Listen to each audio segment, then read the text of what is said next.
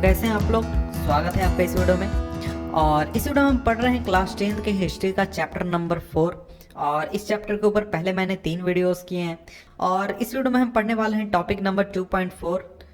Indentured labour migration from India. यानी कि topic number 2.4 यहाँ पर आपने ध्यान दिया होगा कि इसके पीछे जो हमने टॉपिक पढ़ा था लास्ट वीडियो में वो भी 2.4 था, लेकिन यहाँ पर ये एक तरह का एरर है जिसमें कि एक ही नंबर को 2 बार प्रिंट कर दिया गया है, इसलिए इस पर ध्यान न दें और इस चैप्टर को पढ़ें, यानी कि इस टॉपिक को पढ़ें। तो देखिए, जो इंडेंचर्ड लेबर है इसका मतलब क्या होता है। इंडेंचर्ड लेबर का मतलब होता है एक तरीके का लेबर जिसको कि एक कॉन्ट्रैक्ट के जरिए या फिर एक तरीके के क्या कहते हैं बॉन्ड के जरिए उसको बांध कर रखा गया है। और इंडेंचर्ड लेबर में जो लेबर जाते थे कहीं पर काम करने के लिए, वो कुछ समय के लिए अपने घर वापस नहीं आ सकते थे और वहीं पर उनको काम करना होता था। फॉर एग्जाम्पल इंडिया में ये 5 सालों के लिए अप्लाई था कि जो लेबर कहीं पर जाएंगे काम करने के लिए उनको 5 साल के लिए काम करना होगा। तो इनको आप सिंपली में बंधुआ मजदूर समझ सकते हैं या फिर इनको कहा जाता था हिंदी में गिरमिटिया मजदूर। तो अब हम पढ़ते हैं इस टॉपिक को। तो देखिए, जो इंडेंचर्ड लेबर का एग्जाम्पल है जिन्हें कि इंडिया से माइग्रेट करके दूसरे देशों में ले जाया गया था, अमेरिका में जो कैरिबियन कंट्रीज थे वहां पर और दूसरे जगहों पर,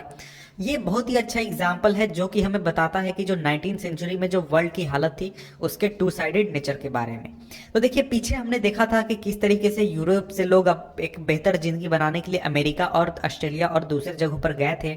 उसी तरीके से हम उसका दूसरा पक्ष देख रहे हैं जहां पर कुछ लोगों को एक तरीके से उन्हें गुलाम बनाकर या फिर हम कह सकते हैं उन्हें एक कॉन्ट्रैक्ट में बांधकर दूसरे जगहों पर भेजा गया था लेबर के रूप में काम करने के लिए। और ऐसा नहीं कि ये सिर्फ आपको इंडिया में हुआ था, इंडिया के अलावा अफ्रीका से भी बहुत सारे लोगों को गुलाम के रूप में अमेरिका भेजा गया था या फिर दूसरे देशों में भेजा गया था। तो देखिए, ये एक ऐसा वर्ल्ड था उस समय का दौर, यानी जो 19th सेंचुरी था उस समय में जो इकोनॉमिक ग्रोथ था वो काफ़ी तेज हो रहा था, लेकिन इसके साथ साथ बहुत ही कठिनाई भी थी, बहुत ज़्यादा लोगों को परेशानी थी। कुछ लोगों के लिए बहुत ही हायर सैलरीज थी, बहुत हायर इनकम थी, लेकिन कुछ लोग जो थे वो बहुत ही पॉवर्टी में जी रहे थे और उनके लिए यहाँ तक कि खाना अपना पूरा करना भी मुश्किल था। टेक्नोलॉजिकल एडवांसेस कुछ एरियाज में हो रहे थे और कुछ एरियाज जो थे वहां पर लोगों को उत्पीड़न करने के लिए या फिर परेशान करने के लिए नए तरीके इजाद किए जा रहे थे। उत्पीड़न से यहाँ पर मतलब है या फिर हम परेशान से यहाँ पर मतलब समझ सकते हैं, जैसा कि हम यहाँ देख रहे हैं कि लोगों को गुलाम बनाया गया था या फिर उन्हें काम करने के लिए मजबूर किया गया था। और इसी चीज को हम उत्पीड़न यहाँ पर कह रहे हैं। 19th सेंचुरी में हजारों लाखों की संख्या में इंडियंस और चाइनीज लेबरर्स जो थे उन्हें प्लांटेशन का वर्क करने के लिए भेजा गया था माइंस में और रोड रेलवे इस तरीके के कामों को करने के लिए, जो कि कंस्ट्रक्शन प्रोजेक्ट से क्या कहते हैं रिलेटेड थे पूरे वर्ल्ड में। और इंडिया में जो इंडेंचर्ड लेबर्स थे उनको हायर किया जाता था कॉन्ट्रैक्ट के बेसिस पर और उन्हें ये प्रॉमिस किया जाता था कि जब वो इंडिया वापस जब वो 5 साल का अपना टर्म काम का पूरा कर लेंगे जो जहां पर वो काम करने जा रहे हैं वहां पर, उसके बाद वो वापस इंडिया आ सकते हैं, अपने घर वो वापस आ सकते हैं। तो इस तरीके का बॉन्ड के अंदर उनको ले जाया जाता था। तो इंडिया से जो ज्यादातर इंडेंचर्ड लेबर जाने वाले लोग थे, यानी गिरमिटिया मजदूर जो थे, वो आज के आपके ईस्टर्न उत्तर प्रदेश यानी पूर्वांचल जो है वहां से आते थे या फिर बिहार से और सेंट्रल इंडिया से आते थे। इसके अलावा तमिलनाडु के जो ड्राई डिस्ट्रिक्ट थे जो कि प्रभावित थे, सूखाग्रस्त इलाके थे, उन इलाकों से भी आते थे। और मिड 19th सेंचुरी में इन इलाकों में बहुत तरह के चेंजेस आए थे, जैसे कि जो कॉटन इंडस्ट्री थी वो डिक्लाइन हो गई थी और जो लैंड रेंट्स थे यानी कि जो जमीन का भाड़ा था वो भी काफ़ी ज़्यादा बढ़ गया था। इसके अलावा बहुत ज़्यादा संख्या में लैंड्स को क्लियर किया गया था माइंस और प्लांटेशन के लिए। तो देखिए, ये जो चीज़ें की गई थी, जैसे कॉटन इंडस्ट्री एक तरीके से खत्म हो गई, तो इस वजह से जो लोग आर्टिसंस थे, जो लोग कॉटन इंडस्ट्री में वर्क करते थे, उनके पास किसी तरीके का काम नहीं था, किसी तरीके का जॉब नहीं था। इस वजह से मजबूरी में उन्हें लेबर के रूप में काम करना पड़ता था या फिर उन्हें मजबूरी में उनका फ़ायदा उठाया गया और गिरमिटिया मजदूर में उन्हें शामिल कर दिया गया। इसी तरीके से जो किसान अब लैंड रेंट चुकाने में सक्षम नहीं थे या फिर उस चीज से प्रभावित हो गए थे, जैसे कि जो लैंड को क्लियर किया गया माइंस के यूज के लिए या फिर प्लांटेशन के लिए, तो वो क्या अब करेंगे, तो वो अब क्या हो गए, वो अब सिर्फ लेबर के रूप में रह गए और उन्हें सिर्फ लेबर का जॉब मिल सकता था। तो इस वजह से देख सकते हैं ये सभी चीजें जो हुई थी, उस वजह से जो बहुत सारे इलाके थे बिहार में, उत्तर प्रदेश में, सेंट्रल इंडिया में और तमिलनाडु साउथ में, तो यहाँ के लोग काफ़ी ज़्यादा प्रभावित हुए थे। और एक तरीके से उनके जो गरीब लोग थे ये ज़्यादा इन चीज़ों से प्रभावित थे, और ये लोग जो थे ये रेंट्स भी नहीं चुका पाते थे, और एक तरीके से इनके ऊपर बहुत ही ज़्यादा लोन हो चुका था। और ये बहुत ही एक अच्छा हम कह सकते हैं जो ब्रिटिशर्स थे या फिर जो एम्प्लॉयर्स थे उनके लिए एक तरीके का उपाय था, जिसमें वो लोगों को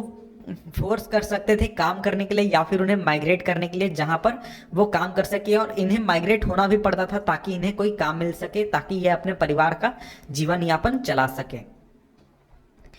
the main destination of Indian indentured migrants were the Caribbean islands. तो देखिए इंडिया से जो इंडेंचर्ड लेबर गए थे, इंडिया से जो लोग गए थे काम करने के लिए, उनका एक तरीके से मेन डेस्टिनेशन जहां पर वो मेनली काम करते थे वो था कैरिबियन आइलैंड्स, जैसे कि Trinidad, Guana, Suriname, Mauritius, Fiji, ये सभी इलाकों में इन लोगों को भेजा जाता था। और इसके अलावा जो तमिल माइग्रेंट्स थे, यानी तमिलनाडु से जिन लोगों को ले जाया गया था, उनको मेनली भेजा गया था सिलोन में, सिलोन यानी कि आज का जो श्रीलंका है वहां पर, और इसके बाद मलय में। तो इन इलाकों में तमिल माइग्रेंट्स को भेजा गया था और दूसरे जगहों से इन देशों में भेजा गया था। जो इंडेंचर्ड वर्कर्स थे उनको जो असम में टी प्लांटेशन होता था वहां के लिए भी रिक्रूट किया गया था, वहां पर भी काम करने के लिए उनको भर्ती किया गया था, शामिल किया गया था। तो देखिए जो रिक्रूटमेंट होता था इन वर्कर्स का, इन लोगों का रिक्रूटमेंट होता था, ये रिक्रूटमेंट किया जाता था एजेंट्स द्वारा, और ये एजेंट्स रखे जाते थे उन लोगों द्वारा, एम्प्लॉयर्स द्वारा, यानी कि अगर किसी का कोई प्लांटेशन का बिजनेस है या फिर कोई एक चाय का बगान का मालिक कोई है, तो वो लोग एजेंट्स को हायर करते थे लेबर्स को लाने के लिए, और उनको एक छोटा सा कमीशन देते थे पर लेबर, यानी जितने लेबर वो भेजेंगे उसके हिसाब से इन एजेंट्स को कमीशन मिलता था। और ज़्यादातर जो माइग्रेंट्स जो थे, यानी जो लेबर के रूप में काम करने के लिए तैयार होते थे, और तो उसका रीज़न ये था कि उन्हें बताया जाता था कि वो जहाँ जाने वाले हैं वहाँ काम करने का जो कंडीशन है वो बहुत ही अच्छा है, और जो उनकी स्थिति थी, यानी जो लोग जाते थे उनकी स्थिति बहुत ही खराब थी, वो बहुत ही पॉवर्टी में रह रहे थे। तो वो चाहते थे कि इस पॉवर्टी को खत्म किया जाए, जो उनके होम विलेजेस हैं वहाँ पर जो उन्हें ऑपरेशन झेलना पड़ता है, इसको एक तरीके से खत्म किया जाए। इस वजह से वो इन इलाकों से निकलने के लिए इस तरीके के क्या कहते हैं हम कॉन्ट्रैक्ट को मान लेते थे और माइग्रेंट के रूप में जाने के लिए कहीं भी तैयार हो जाते थे। Agents also tempted the prospective migrants by providing false information about final destinations, modes of travels and nature of the work and living and working conditions। तो देखिए ये तो ठीक है कि लोग अपने जीवन को बेहतर करने के लिए काम की तलाश में कहीं और जाना चाहते थे, लेकिन जो एजेंट्स होते थे वो लोगों को भर्ती करने के लिए या फिर लोगों को अपने साथ शामिल करने के लिए वो उन्हें गलत जानकारी भी देते थे और उन्हें एक तरीके से बढ़ावा भी देते थे कि देखिए आप जहाँ जाने वाले हैं वहाँ बहुत ही अच्छा काम आपको मिलेगा, आप जाएंगे तो आपको बहुत ही आराम होगा, वहाँ पर आपको लिविंग कंडीशन बहुत ही अच्छा होगा, वर्किंग कंडीशन बहुत ही आरामदेह होगा, और इस तरीके से आप वहाँ पर काम कर सकेंगे। लेकिन ये जो है ये एक तरीके से बिल्कुल गलत था, और ये सभी बातें केवल एजेंट्स द्वारा यूज़ की जाती थी ताकि ज़्यादा लोगों को बहलाया जा सके, फुसलाया जा सके, ताकि वो लोग काम कर सकें। Often migrants were not even told that they were to embark on a long sea voyage. Sometimes agents even forcibly abducted less willing migrants। तो देखिए जो ज़्यादा समय ये होता था कि जिन माइग्रेंट्स को काम के लिए चुना जाता था या फिर उन्हें छांटा जाता था, उन माइग्रेंट्स को ये भी नहीं बताया जाता था कि वो समुद्र के रास्ते किसी और देश में जाने वाले हैं। कुछ समय कभी कभी तो ये भी होता था कि जो एजेंट होते थे वो ऐसे लोगों को जो कि काम नहीं करना चाहते हैं या फिर नहीं जाना चाहते हैं, उन्हें एक तरीके से उनको किडनैप कर लेते थे, उनको एब्डक्ट कर लेते थे, और फिर उन्हें क्या कहते हैं ज़बरदस्ती उन्हें भेज दिया जाता था काम करने के लिए। 19th सेंचुरी में जो इंटेंचर्ड सिस्टम था, यानी जो इंटेंचर्ड लेबर का सिस्टम था, इसे नया न्यू सिस्टम ऑफ स्लेवरी कहा गया था, स्लेवरी का नया सिस्टम कहा गया था। On arrival at the plantation labourers found conditions to be different from what they had imagined, living and working conditions were harsh and there were few legal rights. तो देखिए इसको स्लेवरी के रूप में कहा गया था, तो ये एक तरीके से सही है, क्योंकि जिस कंडीशन पर उन्हें ले जाया जाता था, जिस तरीके से उन्हें ट्रीट किया जाता था, ये स्लेवरी से एक तरीके से कहीं भी कम नहीं थी। और जो मजदूर होते थे, जो एक बेहतर भविष्य की तलाश में जाना चाहते थे दूसरी जगहों पर काम करने के लिए, लेकिन जब वो प्लांटेशन के साइट पर या फिर कंस्ट्रक्शन साइट पर काम करने के लिए पहुंचते थे, तो उन्हें पता चलता था कि जो कंडीशन है वहां पर काम करने का, वर्किंग कंडीशन, वो बिल्कुल अलग है, वहां पर रहने का कंडीशन बिल्कुल अलग है जैसा कि उन्होंने पहले सोचा था। और ये कंडीशन बहुत ही हार्श होते थे, और वहां पर इन लोगों के पास किसी भी तरीके का क्या कहते हैं, लीगल राइट्स नहीं थे, जैसे कि मानवाधिकार या फिर इस तरीके की कोई चीज उनके पास अवेलेबल नहीं थी। But workers discovered their own way of surviving. Many of them escaped into the wilds, thought though if caught they faced severe punishment. Others developed new forms of individual and collective self-expression, blending different cultural forms, old and new. In Trinidad, the annual Muharram procession was transported into a rituous carnival called Hoseh, in which workers of all races and religions joined. Similarly, the protest religion of Rastafarianism is also said to reflect the social and cultural link with the Indian migrants to the Caribbean. तो देखिए जो worker जो थे वो काम करने के लिए उन्हें ले जाया तो गया, वहां पर कंडीशन भी बहुत हार्श थी और वहां पर उनको किसी भी तरीके के पॉलिटिकल या लीगल राइट्स नहीं थे, लेकिन वहां पर उन्होंने, लेबर्स ने सरवाइव करने का एक तरीका ढूंढ लिया। कुछ लोग जो थे वो उन इलाकों को छोड़कर वो जंगलों में भाग गए, और ऐसा होता था कि अगर वो लोग पकड़े जाते तो उन्हें बहुत ही बुरा पनिशमेंट, बहुत ही हार्श पनिशमेंट उन्हें देखने को मिलता था। इसके बाद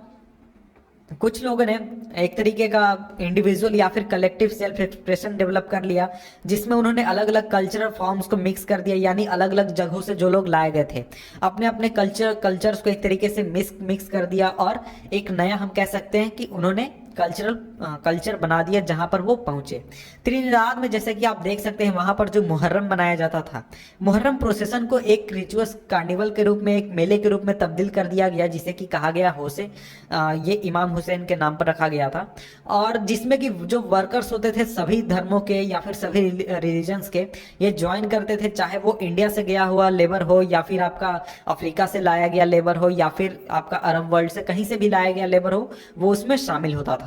इसी तरीके से जो प्रोटेस्ट रिलीजन था रस्ताफारिनिज्म का, ये मेनली ब्रैकेट में दिया हुआ, इसको मैं बता दूं कि ये फेमस किया गया था Jamaican drag star Bob Marley द्वारा, अपने टॉप पर था जब ये थे। और ये जो धर्म था रस्ताफारिज्म, ये एक तरीके से रिफ्लेक्ट करता था सोशल और कल्चरल लिंक जो इंडियन माइग्रेंट्स का था कैरिबियन में, इस चीज़ को ये रिफ्लेक्ट करता था। इसके बाद जो चटनी म्यूजिक पॉपुलर था त्रिनिदाद में और गुआना में, ये एक तरीके का क्रिएटिव कंटेम्प्रेरी एक्सप्रेशन था, जो कि पोस्ट इंडेंचर पीरियड का एक तरीके का एक्सपीरियंस था। तो ये जो फॉर्म बनाए गए थे कल्चरल फ्यूजन का, तो ये एक तरीके का ग्लोबल वर्ल्ड बनाने में एक प्रोसेस के रूप में हम देख सकते हैं, जहां पर देख सकते हैं कि त्रिनिदाद में सभी जगहों के कल्चर्स को मिक्स करके, यानी अफ्रीका का कल्चर, इंडिया का कल्चर और भी दूसरे जगहों का कल्चर, इनको फ्यूज करके, फिर इनका फ्यूजन करके एक नया क्या कर सकते हैं फ्लेवर बनाया गया था, और जिसमें कि जो ओरिजिनल उसके कैरेक्टरिस्टिक्स होते थे किसी भी कल्चर के, वो एक तरीके से खत्म हो जाते थे, लूज कर जाते थे, और कुछ एक बिल्कुल नया एक तरीके से फीचर निकलकर सामने आता था। Most indentured workers stayed on after their contract ended और return to their new homes after a short spell in India. Consequently, there are large communities of people of Indian descent in these countries. तो देखिए ज़्यादातर जो indentured labour थे वो अपने contract के खत्म होने के बाद वहीं रह गए जहां पर वो काम करने के लिए गए थे, और वो अपने घर वापस भी आए तो काफ़ी कम समय के लिए आए, और जिसके बाद वो फिर वापस कहीं पर दूसरी जगहों पर काम करने के लिए चले गए। तो देखिए ये भी आप जान लीजिए कि जो लोग वहाँ पर कहीं काम करने के लिए गए थे, जैसे कि फिजी में, त्रिनिदाद में या फिर आपके श्रीलंका में, वहाँ पर जो बहुत ज़्यादा संख्या में इंडियन डिसेंट के, एक तरीके इंडियन डिसेंट जो कम्युनिटी है आज भी रहती है। तो क्या आपने नोबेल प्राइज विनिंग राइटर जो थे वीएस नाइपॉल जो थे उनके उनके बारे में सुना है? तो वो भी क्या थे, एक इंडियन क्या कहते हैं, इंडेंचर्ड लेबरर जो थे उनके एक वंशज थे। Some of you may have followed the exploits of West Indian cricketers Shiv Narayan, Chanderpaul, Ram Naresh Sarwan. If you have wondered why their names sound vaguely Indian, the answer is they are descended from indentured labor migrants from India। तो क्या आप लोग तो जानते ही होंगे कि जो West Indies player हैं, क्रिकेट प्लेयर शिव नारायण चंद्रपाल और जो राम नरेश शरवण है, ये आपने कभी ये सोचा है, और सोचा कि आपने सोचा ही होगा कि इनका नाम जो है वो इंडियन क्यों लगता है और इंडियन जैसा क्यों लगता है? उसका रीजन ये है कि ये लोग जो हैं, जो इंडिया से इंडेंचर्ड लेबर गए थे, उन लोगों के वंशज हैं जो कि वहीं पर रह गए थे। और 1900 से जो इंडियन नेशनलिस्ट थे वो एक तरीके से इस पूरे सिस्टम को अपोज करने लगे थे, और उनका कहना था कि ये सिस्टम जो बहुत ही ख़राब है और बहुत ही क्रूएल है, और इसको बाद में फिर एबॉलिश कर दिया गया था 1921 में। लेकिन उसके दशकों बाद भी जो डिसेंडेंट्स थे इंडियन इंडेंचर्ड वर्कर्स के, वो उनको कुलीस के रूप में देखा जाता था, या फिर एक तरीके से माइनॉरिटी के रूप में रहते थे वो कैरिबियन आइलैंड्स में। तो शुरुआत में जो नाइपॉल्स के जो शुरुआती नॉवेल्स हैं वो एक तरीके से इस तरीके के लॉस और क्या कहते हैं, अकेलेपन को दर्शाते हैं। तो नाइपॉल यहाँ पर कौन, तो यहाँ पर जो इन नाइपॉल की बात की जा रही है यही नाइपॉल है, जिनको कि क्या कहते हैं, नोबेल प्राइज मिला है राइटिंग में। तो देखिए इस टॉपिक को हम यहीं पर अंत करते हैं। Next topic 2.5 Indian entrepreneurs abroad, इसको हम पढ़ेंगे नेक्स्ट वीडियो में। तो मिलते हैं आपसे हम नेक्स्ट वीडियो में, तब तक के लिए।